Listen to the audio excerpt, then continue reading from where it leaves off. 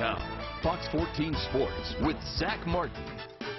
It just kind of felt like it was Luke Kane's week. Starting out in round one, he came out to a screaming start, getting a 3-shot lead on the rest of the field.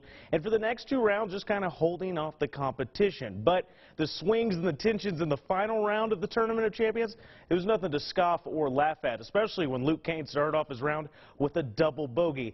Not exactly the ideal start. Let's go ahead and go to the highlights now.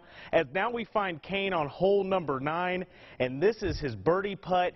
He would not be able to make it, but then things get worse as he misses the par putt there to drop a shot to the 2 youngest players in the field, including Jory Knutson, who had the lead at this point. Here is Knutson on the same hole looking for birdie, and he'd can it to extend his lead on Kane. However, he couldn't escape Derek Kelting, who was on fire throughout this whole weekend. Here's Kelting following Knutson and separating themselves from Kane, as this is when Kelting began to take control. Kelting had a 2-shot lead over Knutson and a 3-shot lead over Kane going into 17, but this is when everything got out of control. After losing his ball in the gunk to the left, Kelting had to re-tee.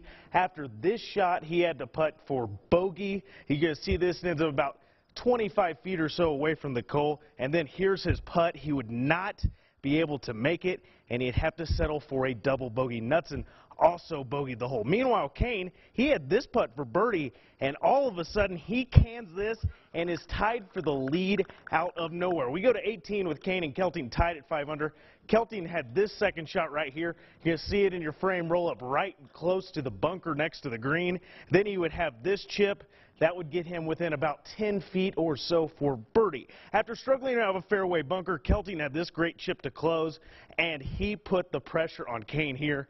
Kane then had this putt for the win, and you're going to see it is as pure as it can be. After 10 unsuccessful tries, Luke Kane is finally your Tournament of Champions winner.